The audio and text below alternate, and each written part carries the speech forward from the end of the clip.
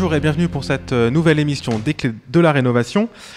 Émission qui a pour thème aujourd'hui végétalisation, surélévation, donner un second souffle à sa copropriété. Alors pour aborder le sujet, deux experts vont répondre à toutes les questions que vous nous avez posées et vont être présents avec nous pendant toute l'émission. Tout d'abord, Alba Platero. Bonjour Alba. Bonjour. Tu es architecte et responsable technique à Duckbill France. Alors est-ce que tu peux nous présenter ce qu'est Duckbill ? Donc, Duckbill, c'est une agence spécialisée dans la construction de surélévations industrialisées. Nous sommes une filiale d'un groupe espagnol qui s'appelle aussi Duckbill et qui a aujourd'hui réalisé environ 15 surélévations industrialisées. Qu'est-ce que ça veut dire industrialisé? C'est une construction hors site. Donc nous construisons les surélévations en atelier, nous préparons la toiture du bâtiment à surélever et puis nous l'amenons en camion. Nous laissons avec une crue et puis voilà, on réduit les temps de chantier et les nuisances. Pas mal. Merci. Et donc avec Alba est également présent Eric Dezoindre. Bonjour Eric. Bonjour. Tu es architecte au sein de la coopérative Archiéthique qui est située à Ivry-sur-Seine en banlieue parisienne. Qu'est-ce qu'une coopérative d'architecture ? Alors une coopérative d'architecture, c'est une société identique à toutes les autres. Le fonctionnement en est différent dans le sens où tous les salariés de la coopérative sont associés, coopérateurs comme on dit, et donc participent à l'ensemble des décisions. C'est-à-dire que la contrainte pour l'ensemble des salariés, c'est de devenir coopérateur dans un temps relativement court. Merci. Et donc Alba et Eric vont répondre à toutes les questions que vous nous avez posées. Alors on va justement commencer et rentrer dans le vif du sujet. Une première question justement pour toi Alba. On parle de surélévation. Concrètement, quelle copropriété, quelle résidence, qui peut surélever et dans une copropriété qui a le droit de surélever? Donc, toute propriétaire ou copropriété qui a un bâtiment qui n'a pas épuisé son droit à construire, normalement, elle peut surélever. C'est-à-dire qu'il faut voir si le bâtiment il a épuisé son gabarit, s'il n'y a pas de bâtiment sur la cour qui empêche cette surélévation. Donc voilà, c'est une vérification dans les PLU de chaque ville. Et après, à qui appartient? En fait, c'est un droit qui appartient à toute la copropriété, sauf si c'est indiqué autrement dans le règlement des copropriétés. C'est-à-dire c'est un droit collectif, c'est un sol qui appartient à tous. Donc il appartient à l'ensemble du syndicat des copropriétaires et pas à un seul copropriétaire. Alors justement, Eric, comment est-ce que je peux savoir si mon immeuble est surélevable? Alors, je ne sais pas si l'adjectif existe, mais en tout cas si je peux surélever ou si la copropriété peut surélever sa résidence. Comment le savoir? Et éventuellement, justement, si j'habite au dernier étage, est-ce que j'ai un droit particulier à un moment ou à un autre? Alors, comme ça a été dit précédemment par Alba, la première démarche est de regarder au niveau du règlement d'urbanisme, c'est-à-dire du PLU. Donc là, pour aller, ça se passe où? Ça se passe à la... Alors moi j'aurais tendance à dire qu'il faut aller voir un professionnel parce que analyser une faisabilité, c'est aujourd'hui ça a une certaine complexité, c'est-à-dire qu'on parlait du gabarit tout à l'heure, c'est vrai qu'il y a une enveloppe. Mais il y a aussi un calcul sur qu'est-ce que le droit à construire, les surfaces réellement constructibles, etc. Et puis aussi, assez rapidement, si l'on constate que le droit à construire est possible, l'incidence que ça va avoir. C'est-à-dire que est-ce qu'on va changer de famille en termes de sécurité incendie, ce qui va avoir comme obligation de créer peut-être un ascenseur qui n'existe pas, de voir après si structurellement le bâti peut supporter une surélévation et puis si structurellement il peut supporter, est-ce que le terrain peut le supporter aussi, donc ça nécessite assez rapidement, une fois qu'on envisage la possibilité de le faire, de voir si techniquement et économiquement c'est faisable. Et donc pour la copropriété qui se pose ce type de questions, il me semble nécessaire de s'entourer de capacités, de compétences techniques qui puissent lui permettre d'aborder cette question. Après, il se pose une question d'échelle, parce que surélever un bâtiment de 100 mètres carrés pour y créer un appartement ou deux appartements, c'est différent d'envisager une surélévation sur une copropriété copropriété qui peut faire 150, 200, 300 logements. Et donc, à ce moment-là, doivent se poser à la copropriété la question de savoir de sa capacité à mener ce type de projet. C'est-à-dire de dire, aujourd'hui, est-ce que j'ai les capacités financières, est-ce que j'ai les capacités techniques pour aborder cette question. Donc, ça tombe bien, puisqu'on va justement apporter des éléments de réponse par la suite. Oui, ces questions-là. Oui, enfin, on va tenter de le faire. On va tenter de le faire. Donc en tout cas, c'est d'abord au niveau de la mairie, du règlement d'urbanisme, qu'on va pouvoir savoir, avec l'appui d'un professionnel, si mon immeuble est surélevable. Et sur la question qui nous est également posée sur que se passe-t-il pour les copropriétaires de dernier étage? Si je ne dis pas de bêtises, Alba, tu disais que finalement c'est un copropriétaire comme un autre, donc il n'a pas un droit spécifique. Sauf que si, il y a quand même un droit spécifique, c'est les droits des priorités dans l'achat des appartements qui sont au-dessus. Voilà, ça s'est enregistré dans la loi, donc c'est un droit réel. Par rapport à cette question, je voudrais rebondir sur ce qu'il disait Eric. C'est vrai qu'il y a besoin d'un financement de ces surélévations. Pas tous les copropriétés peuvent le faire. Par contre, elles peuvent très bien vendre leurs droits à surélever à une entreprise de promotion. Donc, dans l'occurrence, nous, on fait ça aussi. On achète des droits à construire et on offre des compensations. Donc, par exemple, une mise en place d'un ascenseur, ravalement de façade, amélioration énergétique de la copropriété, etc. Donc, c'est un droit de construire pour soi-même ou de vendre ses droits. Très bien. On va de toute façon revenir après sur des questions concrètes et des projets concrets que vous nous avez posés pour cette émission. On va continuer avec quelques questions générales, cette fois-ci sur la végétalisation, pour être sûr de bien parler des mêmes choses ensemble et que vous ayez toutes les billes pour saisir les différents enjeux associés à la végétalisation. Alors Alba, à quoi ça sert de végétaliser éventuellement un toit, un immeuble, et quels sont plus globalement, plus généralement, si on prend un peu de recul, les avantages de la végétalisation en ville? Donc moi je dirais qu'il y a des avantages de trois sortes. Donc les premiers, c'est des avantages environnementaux, donc la création des corridors biologiques, donc quelques petits jardins en ville pour les oiseaux, pour les insectes, pour la faune, etc. Puis il y a un avantage très important, c'est la rétention d'eau. Ça prévient les inondations en ville. Il y a aussi la diminution des pics de chaleur, l'amélioration du confort acoustique et thermique. Puis il y a des avantages pour le propre édifice. Donc c'est la création d'une deuxième couche qui va protéger notre étanchéité et qui va offrir aussi une certaine amélioration acoustique et thermique. Et puis l'avantage le plus facile à vivre pour les habitants, c'est qu'ils vont très souvent avoir un espace extérieur propre, duquel ils pourront profiter dans un jardin, un potager. Voilà, ça c'est un luxe rare. Donc s'il y a l'opportunité de l'avoir, moi je conseille d'en profiter. Merci. Alors justement Eric, quel type de végétalisation, de végétation peut-on mettre en place, peut-être pour commencer par la toiture?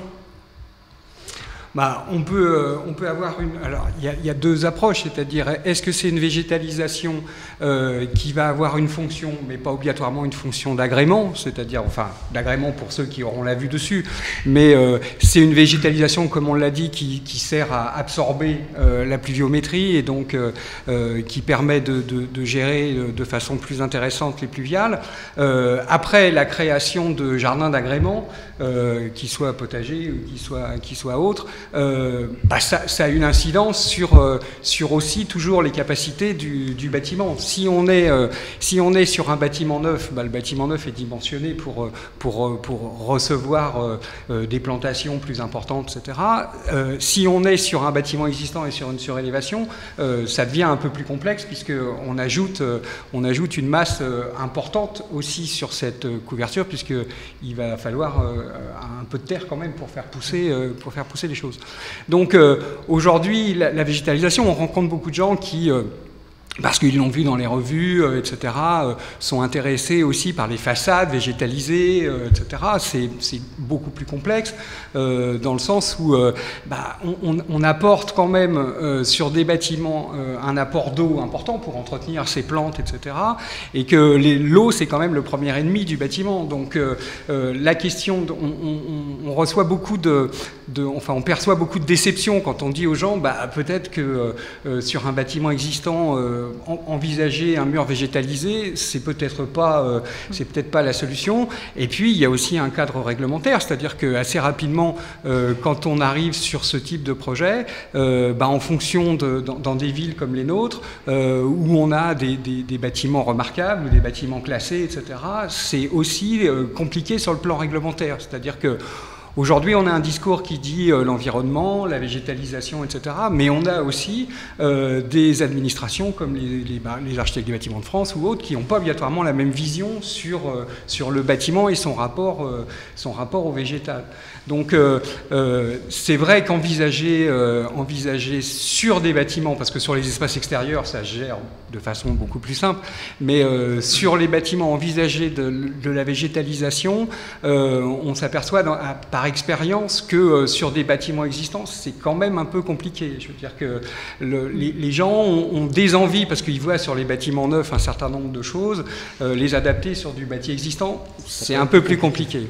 Par contre, c'est beaucoup plus facile sur les surélévations, justement. Donc, je pense que la surélévation, c'est une occasion pour mettre en place un toit végétalisé, parce que ça rentre dans les projets de base. Donc, comme Eric le disait, on va calculer les charges, on va voir que tout marche bien pour l'étanchéité, etc. Donc, c'est dans ces cadres-là où l'on pense qu'il faut en profiter. Pour faire également un lien avec la dernière émission des clés de la rénovation, si je ne dis pas de bêtises, il était également évoqué que la végétalisation en toiture était un outil, pas le plus important, mais en tout cas un outil pour également rafraîchir le bâtiment en apportant de la masse et de l'inertie.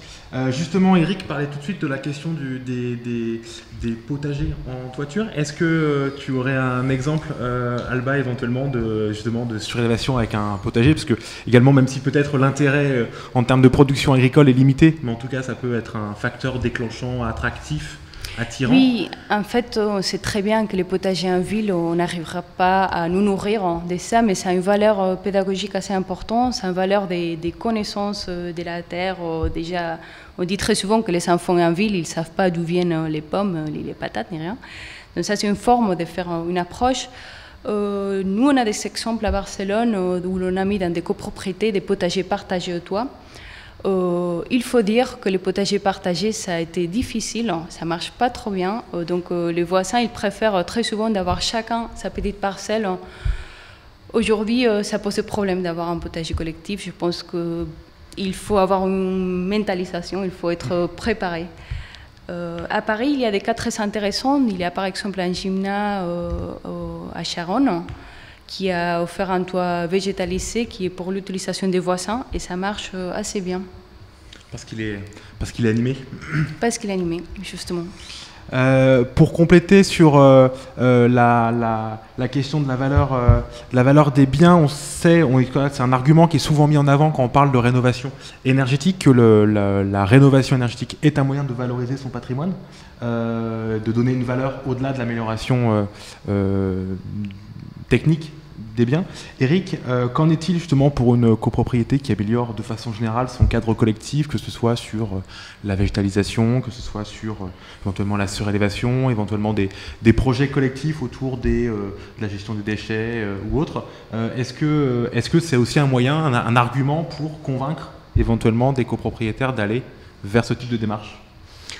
Ce qu'on constate sur les copropriétés, c'est que la démarche sur l'isolation thermique est une démarche qui est entrée dans les mœurs. Enfin, aujourd'hui, les copropriétés ont eu l'information comme quoi il fallait rentrer dans cette démarche, etc. Après, quand on met les chiffres en face, les copropriétaires, malgré les aides, se disent qu'il reste un charge qu'il va quand même falloir payer.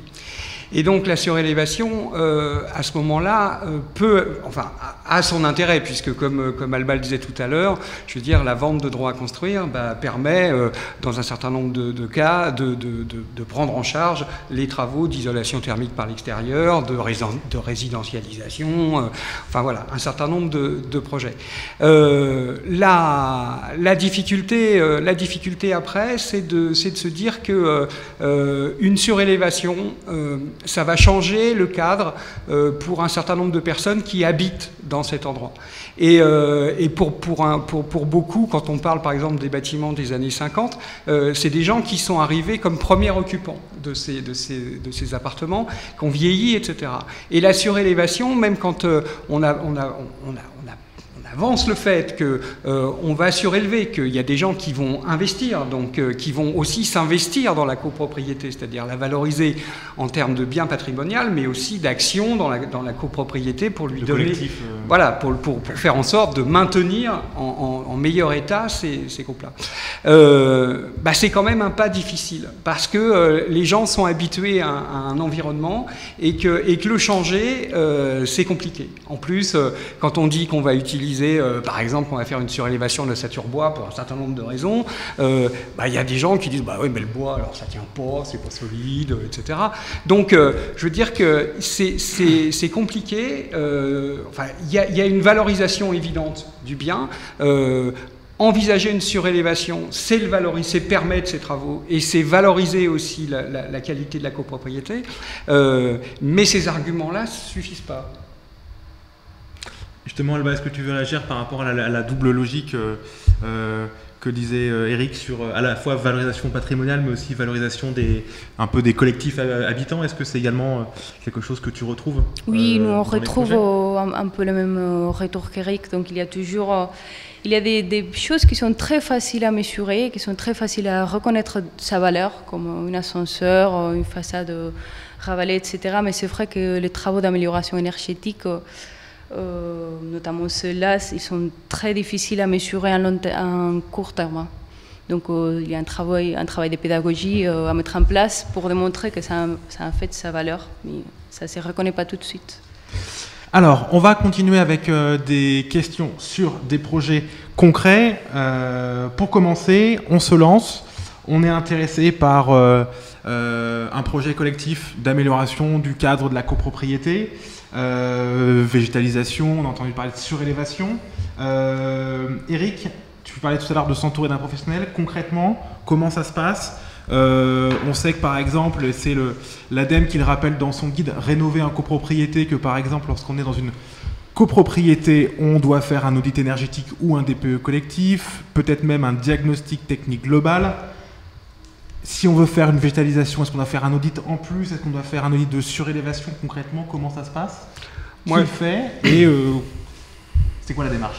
Moi, je pense qu'à partir du moment où on se pose une question, quelle que soit la question qui est posée dans la copropriété, alors il y a l'obligation réglementaire. Donc, quand il y a obligation réglementaire, normalement, l'obligation dit qu'on doit le faire. À mon sens, s'il n'y a pas eu d'audit global réalisé sur l'ensemble de la copropriété, c'est le moment de le faire. C'est-à-dire de dire, on envisage un investissement. Cet investissement, est-ce que d'abord il est prioritaire? Comment il peut s'intégrer dans l'ensemble des travaux à entreprendre pour la copropriété? Parce que c'est aussi quelque chose qu'on rencontre, une difficulté qu'on rencontre, c'est que beaucoup de copropriétaires considèrent qu'une fois qu'ils ont acheté leur appartement, voilà, il n'y a pas à le maintenir. Bon, on sait que c'est difficile en France de considérer que les bâtiments ont une durée de vie, mais dans la réalité c'est vrai. Et donc au bout d'un certain moment, il y a des travaux à entreprendre dans la copropriété pour la maintenir, ne serait-ce qu'en état. Donc si en plus on a un projet, c'est l'occasion de mettre tout à plat et de dire est-ce qu'on maîtrise l'ensemble des choses et est-ce que le projet qu'on envisage n'est pas en contradiction momentanée ou complète avec un ensemble de travaux qui seraient à faire. Je reprends toujours l'exemple des gens qui changent leurs fenêtres. Les gens qui changent leurs fenêtres, ils le font pour améliorer les choses. Bon. Et puis ils se font vendre une fenêtre par un vendeur de fenêtres qui ne met pas de ventilation sur ses fenêtres, enfin qui ne met pas de prise d'air, etc. Et au bout d'un moment, les gens ont l'effet inverse. C'est-à-dire que alors qu'ils ont investi de l'argent pour améliorer les choses, ils se retrouvent avec de la moisissure sur les murs, avec, par défaut de ventilation, parce qu'ils n'ont pas envisagé les problèmes dans leur globalité. Et donc, les professionnels, éventuellement, le vendeur de fenêtre est éventuellement mal conseillé. Voilà, c'est-à-dire est-ce qu'on peut considérer le vendeur de fenêtres comme un professionnel du bâtiment? Ça, c'est une autre question. Donc, la question est bien celle-là. Et aujourd'hui, en tout cas, nous, en ce qui nous concerne, on ne fait aucune intervention sur une copropriété si un diagnostic global n'a pas été réalisé. Donc diagnostic global, à la fois thermique, énergétique et architectural, pour couvrir l'ensemble des questions. Et à ce moment-là, on peut envisager des travaux, que les gens les mesurent, que les gens puissent aussi obtenir un certain nombre de subventions en fonction des travaux qu'ils envisagent de faire, et que donc ils puissent se rendre maîtres. Parce que qu'est-ce qu'on constate dans les copropriétés? C'est que généralement, quand il y a des travaux à faire, on se retourne quand il y a un syndic vers le syndic, on lui dit, ben voilà, il y a des travaux, alors le syndic il sort 3 devis on ne sait pas où, qui ne sont pas comparables, etc. Et puis, voilà, on part sur des choses sans maîtriser les finalités. Donc le principe, c'est bien de dire, à un moment donné, on fait un audit global, et puis la copropriété décide, en fonction de cet audit et de l'avis qui a été donné par les professionnels qui l'ont réalisé, des priorités ou des choix qu'ils souhaitent faire. À ce moment-là, la surélévation peut permettre de payer une partie de ces travaux, comme je disais tout à l'heure, ou de dire, voilà, ce qui nous importe sur le plan collectif, maintenant qu'on est maître de l'ensemble du sujet, c'est vraiment de faire de la végétalisation. Juste une question peut-être complémentaire, mais juste un point de détail. Tu as parlé plusieurs fois là, de résidentialisation. En quoi ça consiste et rapidement, qu'est-ce que c'est? C'est quelque chose qui aime pas obligatoirement les architectes et les urbanistes, c'est-à-dire que les copropriétés sont souvent confrontées à leur rapport à la rue et donc se plaignent d'un certain nombre de nuisances qui sont, voilà, nos parkings sont occupés par des gens extérieurs à la résidence, etc. Donc de faire en sorte, les copropriétaires ont tendance souvent à souhaiter maîtriser l'ensemble de leur espace, aussi bien intérieur qu'extérieur. Donc la résidentialisation, c'est revoir les grilles autour de la résidence, les portails, les contrôles d'accès, etc. Ok. Alba, on va continuer avec une question d'Hugo de Lyon, qui justement évoque la question des surélévations de type légère. Eric parlait tout à l'heure d'ossature bois. Est-ce que justement tu as des retours d'expérience de surélévation sur les installations légères en copropriété? Est-ce que surélévation veut dire forcément gros travaux et coûts importants ou non? Ok, donc par rapport au poids, donc la question est spécifique du haut, structure légère, la légèreté c'est la clé d'une surélévation. Donc quand on fait une surélévation, évidemment on ne veut pas surcharger trop les bâtiments qui sont en bas parce que sinon il y aura des reprises et fondations, il y aura probablement la structure propre du bâtiment qui se fatigue. Donc ça va être les premiers critères pour choisir la structure. Moi, je peux apporter notre retour d'expérience. Donc, on construit un plancher bois, évidemment un bois, avec une structure métal très légère qui nous permet d'hisser les modules. Et voilà, après, ce n'est pas des constructions éphémères parce que quand j'écoutais Yurt, je pense vraiment à quelque chose d'éphémère. Nous, on construit pour rester. Et je pense que la surélévation, c'est quand même un investissement qui mérite des durées. Donc quand on fait une surélévation, c'est pour faire un logement qui a une durée de vie comme le reste du logement. Par rapport au coût, c'est vraiment variable parce que dans une construction traditionnelle, on va parler du coût de la construction nouvelle. Et là, on a tous les choix. Donc on peut choisir une façade extrêmement coûteuse, une façade peu coûteuse, on peut s'adapter avec un travail d'architecture. Dans les surélévations, il y a une autre variable qui est très importante, c'est les bâtiments en basse. Donc, est-ce qu'il y a par exemple des combles qui doivent être démolis et réaménagés? Est-ce que c'est un bâtiment à toiture terrasse, en béton, qui est presque prêt pour venir avec une surélévation? Est-ce qu'il y a des reprises de fondations ou pas? Ça, c'est une variable qui va avoir un impact très important sur les coûts. Sachant que des bâtiments avec des structures béton, toiture terrasse sont très souvent très facile à surélever et que de toute façon la surélévation ça reste un investissement très modéré par rapport à l'achat du foncier au prix des marchés libres à Paris, région parisienne, grandes villes françaises. Et donc également pour peut-être justement revenir sur ce que disait Eric, finalement ça peut être aussi un moyen de payer entre guillemets à moindre coût les interventions obligatoires qui devraient être faites, c'est-à-dire étanchéité de toiture, isolation de toiture, etc. par exemple. Très notamment quand on vend les droits surélevés, ça dégage des fonds très très importants. Nous, dans notre expérience, parfois on a même proposé à des copropriétés, pas seulement mettre l'ascenseur, l'amélioration des façades, Mais on a même proposé l'extension des appartements en bas des 40 mètres carrés chacun, parce qu'il y avait une surélévation des 3 étages qui dégageait tellement de fonds que ça a été possible. Donc c'est vrai qu'il faut faire, comme Eric disait, l'audit global. Nous, on a trouvé des copropriétés qui avaient les potentiels de surélévation, mais qui venaient de refaire sa toiture. Et donc, il se disait, c'est quand même un peu dommage de surélever maintenant notre toiture parfaite. Donc, voilà.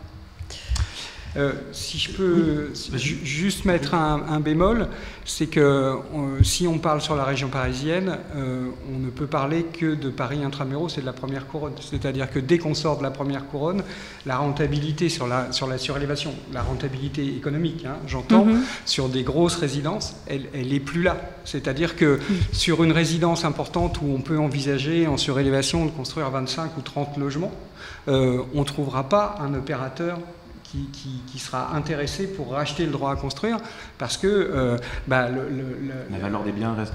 voilà, la valeur foncière est nulle, enfin, ou pas grand-chose, et donc c'est une vraie question, parce que on a quand même un certain nombre, en région parisienne, un certain nombre de bâtiments en R+4 qui permettraient, enfin des années 50-60, qui permettraient ces surélévations. Aujourd'hui, les défendre sur un intérêt économique, il n'est pas là. On peut défendre la surélévation sur d'autres intérêts, sur un rééquilibrage des populations, etc. Mais sur le plan économique, trouver un opérateur qui sera intéressé pour le faire, ça dépend carrément du prix du foncier à chaque centre. C'est un centre-ville, hein, que ce soit Paris, que ce soit Bordeaux, Lyon, et puis première couronne quand même, ça c'est clair. Et puis on a trouvé pas mal de cas de copropriétaires qui ne trouvent pas une valeur économique directe, mais qui se disent je vais surélever, comme ça je fais une petite chambre pour mes enfants, pour mes parents. Donc il y a d'autres questions en jeu qui sont parfois sur la table. Alors, on va continuer. Tu parlais tout à l'heure des possibilités de végétalisation, Eric. Justement, je rebondis avec une question de Justine de Montreuil qui te demande donc si tout type de végétalisation est possible sur n'importe quel type d'immeuble. Tu parlais de problèmes d'humidité tout à l'heure. Justement, quels sont-ils?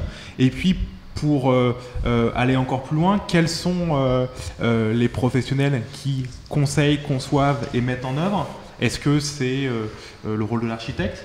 Et est-ce que c'est sur la mise en œuvre, est-ce que c'est le rôle du façadier ou de l'entreprise d'étanchéité en toiture, par exemple? Je dirais, quand on a un projet paysager, le professionnel qu'il faut mettre dans la course, à mon avis, c'est un paysagiste. C'est-à-dire, c'est un étancheur, bien évidemment, puisque c'est sur l'étanchéité que va reposer, si on est sur une végétalisation en toiture. Mais après, je veux dire que c'est aussi un paysagiste qui, en fonction aussi de l'analyse qu'il fera à l'instant T, de la copropriété, de sa localisation, etc., pourra dire, c'est plus ce type de végétation qui a un intérêt qu'une autre. Après, je veux dire qu'on vient quand même mettre sur un bâtiment une masse de terre, de l'eau, des végétaux, etc. Donc dire aujourd'hui une étanchéité de terrasse qu'on va végétaliser de façon importante, hein, en termes de potager, pas une végétalisation de surface, mais une végétalisation importante, c'est se poser obligatoirement la question du coût, la question de l'entretien et la question de la maintenance. Parce que de toute façon, c'est une étanchéité qui est soumise à beaucoup plus de désordre qu'elle n'en aurait potentiellement. Voilà, alors... C'est un support d'agrément, ça a un intérêt, comme on l'a dit, sur un certain nombre de domaines. Mais laisser penser aux gens que les coûts de maintenance seront les mêmes sur une toiture potagère que sur une toiture avec une simple étanchéité, c'est à mon sens un défaut de conseil d'un professionnel. Après, mais par contre, il n'y a pas plus de risque d'inétanchéité ou d'infiltration ou autre? Non, moi je pense qu'il y a des risques. C'est une question. Non, mais il y a des risques il y a des questions de maintenance, c'est-à-dire que on fait supporter à cette étanchéité beaucoup beaucoup plus de désordre potentiel qu'on aurait qu'à une étanchéité, simplement pour assurer une toiture pour assurer l'étanchéité de la couverture. Donc, dire, ah ben, vous allez avoir un potager, c'est comme si vous aviez une toiture sans rien, non. Je veux dire, on va créer, on crée du risque sur cette situation. Donc, le risque dans le bâtiment, les bâtiments, ils bougent, donc le risque, il y en a.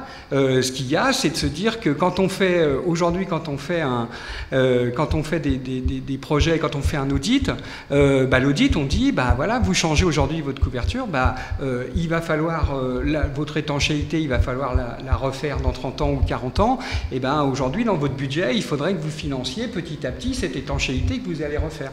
Si c'est une étanchéité avec un jardin potager dessus, il faut prendre en compte le fait que la maintenance de cette couverture va demander une attention un peu plus grande que s'il n'y avait rien sur cette étanchéité. Juste pour compléter la question de Justine, est-ce qu'il existe des aides financières nationales ou locales pour la végétalisation d'immeubles ? Alors, moi, je sais qu'il y a des aides locales, alors qui sont financièrement différentes d'une commune à l'autre, d'un département à l'autre, etc. Il y a des aides, donc de toute façon, aujourd'hui, dans tout projet, tout audit de copropriété, quel que soit le projet, mérite d'avoir une ingénierie financière avec pour dire, voilà, comment on le finance et puis est-ce qu'on a des aides sur tel et tel projet. Donc, se lancer tout seul, comme ça, en disant, oui, on peut envisager ce type de travaux comme on bricole le dimanche, il faut, à mon avis, prendre toutes les garanties parce que c'est une copropriété, il y a un bien qui existe, on doit déjà maintenir ce bien et l'améliorer ensuite. Donc pour ça, il faut s'entourer de gens compétents et pouvoir faire aussi un certain nombre de travaux que peuvent supporter financièrement, économiquement la copropriété. Et pour un premier niveau d'information et de conseil, vous pouvez également vous renseigner auprès de votre espace Info Énergie, qui également pourra vous donner un premier niveau d'information à la fois sur les professionnels qui travaillent sur le territoire, notamment sur des projets de rénovation énergétique, mais également sur des premiers niveaux d'information sur les aides financières nationales ou locales qui existent sur le territoire. Alba, on va continuer avec une question de Jean qui habite à Paris et qui justement te pose la question des avantages d'une surélévation pour un immeuble collectif parisien. Quels sont-ils ? D'accord, donc déjà je pense qu'on a énuméré quelques-unes, donc c'est un levier de financement pour des travaux de copropriété, mais il y a aussi la diminution des charges de copropriété parce que comme on n'est plus de voisins, les tantièmes ils diminuent, donc ça c'est aussi à mettre en place.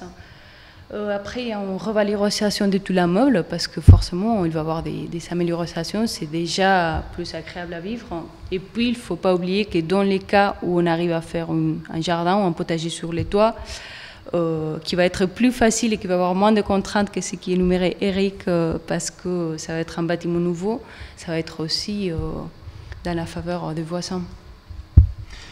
Est-ce que, question piège, est-ce que justement par rapport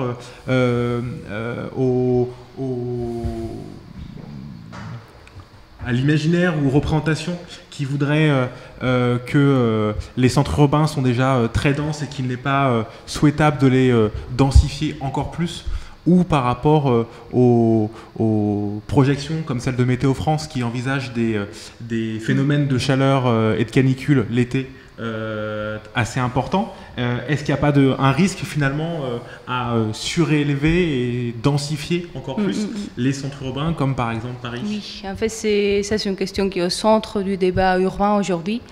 Ça il faut relativiser. C'est vrai que Paris c'est une ville très dense, donc aujourd'hui on compte plus ou moins 210 habitants par hectare, c'est une des villes les plus denses de l'Europe, mais il est très inégal. Donc par exemple on a des quartiers comme Popincourt à l'ancienne qui ont 400 habitants par hectare, des quartiers beaucoup moins habités, comme tous les arrondissements centraux qui sont à la moitié. Donc c'est une ville inégale. Après, il faut penser que la densité urbaine, c'est pas quelque chose de mauvais, c'est quelque chose qui se gère. Et en fait, c'est la seule réponse qu'on connaît aujourd'hui face à l'étalement urbain, c'est-à-dire la consommation des sols agricoles, forestiers, qu'on continue à consommer comme s'il n'y avait pas un lendemain. Donc c'est pas surélevé ou pas surélevé, ou pas densifié ou pas densifié. Si on ne densifie pas ce qui existe, l'alternative, elle est pas écologique du tout et on ne peut plus continuer à la faire. Donc par rapport au silo de chaleur, justement, la surélévation, ça va atténuer les silos de chaleur parce que surélévation, c'est sur un bâtiment qui existe, ancien, dont normalement c'est des surfaces dures qui retiennent la chaleur. Si on fait une surélévation, on est obligé à faire des isolements plus importants, à faire des végétalisations en toiture. Donc ça va forcément dans le sens de la diminution de pic de chaleur. Eric, est-ce que tu veux apporter un complément? Non, ça me semble très complet. Donc en tout cas, voilà que également, justement, tu rappelais ce point-là. Là, on parlait plutôt de la copropriété et de la surélévation et de la densification en copropriété, mais également cette densification concerne bien sûr les tissus pavillonnaires également, notamment sur la proche banlieue. Eric, une gens qui habitent à Nantes te pose la question suivante qui là concerne également la création d'espace. Alors pas spécifiquement la surélévation, mais là peut-être la densification malgré tout de la copropriété en nombre de logements. Il nous dit, dans ma copropriété, il y a plus de places de parking que nécessaire en extérieur et en dur, et les caves sont au rez-de-chaussée. Est-ce que ces espaces-là pourraient devenir demain des logements dans l'intérêt des copropriétaires et dans l'intérêt de la copropriété de façon générale? Alors moi je dirais qu'on a abordé la question de la densification. Je pense que ce qu'on constate quand on fait des audits sur les copropriétés, c'est que les bâtiments, en fonction de leur âge, ils n'ont bien évidemment pas suivi la réglementation. Et sur l'ensemble des copropriétés sur lesquelles on travaille, on se rend compte qu'il y ait eu, parce que c'est un bâtiment des années 60, un vide ordure, ou que c'est un bâtiment antérieur où il n'y avait pas de vide ordure, il n'y avait rien, aujourd'hui la gestion des déchets est totalement différente. Et la gestion des déchets demande de l'espace. Bon. De la même façon qu'aujourd'hui, on développe réglementairement les locaux vélos, poussettes, etc., dont on n'a pas suffisamment envisagé l'importance en termes d'espace dans les bâtiments anciens. Donc, la première démarche, quand on agit sur une copropriété, c'est d'agir dans le sens du collectif, c'est-à-dire de dire qu'une copropriété, c'est des parties communes, c'est des espaces communs. Donc, on va avoir tendance à vouloir libérer de l'espace pour libérer aussi les rapports sociaux qu'il y a à l'intérieur de la copropriété, et donc se dire que tout ce qui fait obstacle, tout ce qui crée de l'incivilité, du conflit entre les gens, etc., on peut les résoudre dans les parties communes en gérant l'espace de façon différente. C'est la première démarche. Après, comme on le fait dans les copropriétés, on dit, puisqu'on mène cette réflexion sur des espaces de vivre ensemble, est-ce qu'on n'aurait pas intérêt à se poser la question aussi d'espaces partagés, non pas d'espaces vendus comme on l'envisage sur la surélévation, etc., mais de dire, est-ce que ça ne serait pas l'occasion de partager des espaces dédiés à nos enfants, des espaces dédiés à du travail, des espaces, etc., qui permettent aussi d'améliorer les relations dans la copropriété, parce que la maintenance du bâtiment, elle a un côté technique, mais elle a un côté humain, c'est-à-dire que les bâtiments se détruisent parce que les gens vivent mal ensemble, et que donc, comme ils vivent mal ensemble, ils ne prennent pas soin des espaces, même quand ils sont copropriétaires. Donc, cette tendance-là, et l'approche qu'on fait en termes d'audit, c'est de dire, on valorise la copropriété dans son ensemble, c'est-à-dire on dit peut-être qu'il y a des espaces qui peuvent être créés ou qui peuvent être partagés pour améliorer la vie, puis il y a peut-être des espaces qui peuvent être revendus pour améliorer économiquement et donner des possibilités. Je pense que le principe de l'audit, c'est de balayer tous ces éléments-là pour dire, voilà ce qui est ouvert. Et après, la copropriété a fait le choix. Si elle dit, comme c'est dit dans la question, il y a des espaces qui pourraient être transformés en logements, à un moment donné, avec notre accompagnement, la copropriété se dit, de ces espaces, est-ce qu'on en fait des espaces privatifs ou est-ce qu'on leur garde un principe d'espace collectif? C'est la copropriété qui décide. Mais notre rôle, c'est aussi, et c'est l'intérêt de la copropriété, et surtout sur les espaces partagés, c'est que l'usage est là, les gens vivent là. Donc quand on fait le constat, quand on vient dans les copropriétés, avec leur aide, avec les questionnaires qu'on leur fait remplir, avec l'accompagnement qu'on fait, c'est d'être capteur pour tout cet usage-là et de dire cet usage-là, comment on peut le prendre en compte et l'améliorer. Merci. Alba, Jacques, justement, parce qu'on parlait également des questions de comment est-ce qu'on crée du collectif, comment est-ce qu'on argumente, comment est-ce qu'on convainc, comment est-ce qu'on met dans la boucle et qu'on dynamise les relations au sein de la copropriété. Jacques, qui habite à Marly-le-Roi, te pose la question suivante, justement, comment présenter la surélévation à des copropriétaires qui ne seraient pas forcément convaincus. Quels sont les outils que tu peux utiliser, que vous pouvez utiliser pour justement rendre des projets attractifs, créer ou recréer éventuellement ce collectif habitant? En fait, je pense que ça dépend un peu de souhait des copropriétaires et du type des copropriétaires. Il y a des grandes copropriétés où leur préoccupation fondamentale, c'est l'entretien du bâtiment, et Eric vient de l'expliquer, les dégagements de fonds pour des travaux, juste maintenir les bâtiments dans l'état, donc la surélévation, clairement, ça peut payer tout ça. Mais puis, il y a des copropriétés qui ont d'intérêt au-delà de ça, donc la mise en place d'espaces collectifs, on parlait de la toiture, par exemple, la toiture verte. Et puis, nous, on a trouvé aussi des cas des copropriétaires qui souhaitent faire des surélévations pour eux-mêmes. Donc, pourquoi pas? Donc, ça, c'est assez souvent des petites copropriétés qui souhaitent faire juste un duplex de leur appartement. Donc, c'est une surélévation d'un étage qui sert pour eux-mêmes. Donc, dans la surélévation, il y a tous les cas possibles. Je pense que la grande crainte des copropriétaires, c'est d'avoir des travaux qui vont apporter des nuisances importantes. Là, ça dépend des modes de construction. Aujourd'hui, on industrialise de plus en plus, on construit de plus en plus hors site. Donc, ces types de nuisances, elles sont très réduites. Et puis, il y a toujours une peur assez importante à des problèmes structurels. Mais bon, il faut savoir qu'on ne fait pas une surélévation sans une étude géotechnique, sans un diagnostic structurel, sans toutes les garanties qui nous permettent d'être tranquilles. Donc, voilà. Donc, il y a des arguments et adaptés à chaque projet en fonction des cas qui sont rencontrés. De sa taille, de son souhait. Et les attentes des copropriétaires. Oui, tout à fait. Alors, on va avoir une dernière question. Eric, toujours en région parisienne, de Jonathan qui habite à Bagnolet et qui vous demande si vous avez des exemples justement de copropriétés qui ont réalisé des projets ambitieux et éventuellement de les présenter, soit de rénovation énergétique, soit de projets collectifs. Alors, des copropriétés que vous accompagnez, que vous auriez pu accompagner, que vous souhaiteriez accompagner, que vous avez accompagné mais ça n'a pas marché. Voilà, quels sont des exemples ou des illustrations de copropriétés avec des projets ambitieux, d'un point de vue notamment collectif? Alors, je crois qu'on a une première chose, c'est qu'il y a des possibilités qui sont ouvertes avec la loi Allure et donc qui sont récentes. Donc la loi Allure qui a été votée il y a 1 an ou 2, oui, c'est pour le logement 2014. D'accord.